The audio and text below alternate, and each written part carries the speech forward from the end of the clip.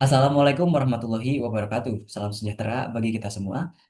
Selamat pagi, siang, sore, dan malam. Yang terhormat Bapak Insinyur Joko Odowo, ST IPM ASEAN, ASP APEKN, sebagai dosen pengampu mata kuliah Keselamatan dan Kesehatan Kerja Lingkungan Hidup K3LH.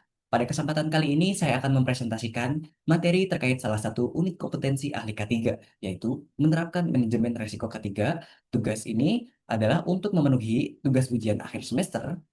Presentasi yang akan saya sampaikan disusun berdasarkan eh, pada SKKNI nomor 38 tahun 2019, di mana pengelolaan risiko merupakan kompetensi inti untuk menjamin terciptanya lingkungan kerja yang aman, sekaligus mencegah terjadinya kecelakaan kerja maupun penyakit akibat kerja atau PAK secara sistematis. Kita memasuki langkah pertama dan yang paling fundamental, yaitu identifikasi masalah atau identifikasi bahaya. Pada tahap ini, seorang ahli K3 dituntut untuk mampu mengenali dan mengintervariasi segala bentuk potensi bahaya di tempat kerja bagi yang bersumber dari mesin, material, metode kerja, maupun lingkungan. Sesuai standar kompetensi, identifikasi tidak hanya dilakukan secara visual, namun juga melalui metode terukur seperti Job Safety Analysis, JSA, atau inspeksi berkala untuk memastikan tidak ada potensi resiko yang terlewatkan. Setelah bahaya teridentifikasi, langkah selanjutnya adalah melakukan analisis dan evaluasi resiko. Di sini kita melakukan kuantifikasi resiko dengan memadukan dua variabel utama, yaitu probabilitas, likelihood, dan keparahan, severity. Kita menggunakan matriks resiko untuk memetakan mana yang resiko berada di level rendah, sedang, dan tinggi atau ekstrim. Ekstrim. Evaluasi ini krusial untuk menentukan skala prioritas sehingga kita dapat memutuskan risiko mana yang memerlukan penanganan segera atau mana yang masih dalam batas toleransi atau acceptable risk. Selanjutnya, foto ini merupakan hierarki pengendalian risiko yang menjadi landasan utama dalam proses safety management. Urutan pengendalian ini berdasarkan dari yang paling efektif, most effective, ke paling bergantung pada perilaku manusia, less effective. Yang pertama, yang paling atas itu adalah elimination. Ini adalah tahap desain proses jika sebuah tahapan reaksi menggunakan katalis yang sangat beracun dan tidak stabil, solusi terbaiknya adalah menghilangkan penggunaan katalis tersebut sepenuhnya dengan memodifikasi reaksi kimia sehingga bahaya tersebut dapat dihilangkan secara 100%. Yang kedua, yaitu substitution. Jika tidak bisa dihilangkan, kita ganti bahayanya. Contoh paling klasik di teknik kimia adalah mengganti pelarut benzena yang paling karsinogenik atau zat penyebab kanker dengan toluena atau pelarut berbasis air yang hazard ratingnya lebih rendah, namun menjaga efisiensi reaksi. Nah, selanjutnya itu adalah rekayasa teknis, engineering controls. Ini adalah wilayah kerja utama dalam perancangan pabrik. Kita mengisolasi bahaya dari pekerja. Contohnya, menggunakan sistem tertutup, closed loop system, pada reaktor agar uap tidak keluar.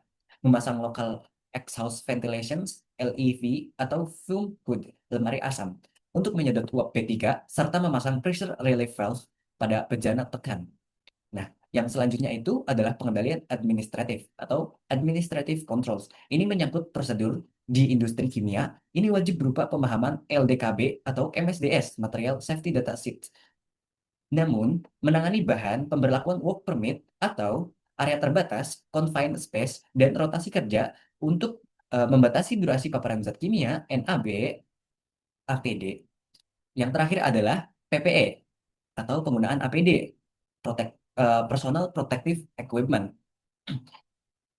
Mengapa ini di bawah? Karena jika FUMHUD rusak atau SOP dilanggar, pekerja langsung terpapar APD seperti respirator cartridge, sarung tangan nitril, neoprene, atau chemical splash goggles hanya barrier terakhir untuk meminimalkan dampak paparan, bukan menghilangkan bahaya kimianya. Nah, secara simpelnya, strategi ketiga yang efektif di pabrik harus berfokus pada desain proses yang aman, eliminasi, substitusi, engineering control, bukan sekedar memperbanyak APD. Nah, mengapa sih APD ditaruh paling bawah dan warnanya merah? Karena APD memiliki tingkat keandalan reliability paling rendah. APD hanya efektif jika dipakai dengan benar, kondisinya bagus, dan ukurannya pas. Jika pekerja lupa memakai atau APD-nya rusak, maka perlindungan hilang sama sekali 0%. Berbeda dengan eliminasi atau engineering yang tetap melindungi pekerja meskipun pekerja tersebut lupa atau lalai.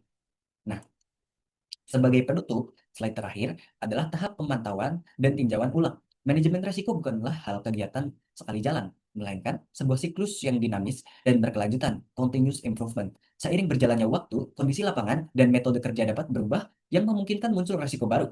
Oleh karena itu, dokumen IBPR, identifikasi bahaya, dan penilaian resiko wajib ditinjau secara berkala dan disosialisasikan kepada seluruh tenaga kerja untuk memastikan pengendalian yang kita terapkan tetap relevan dan efektif bagi pekerja.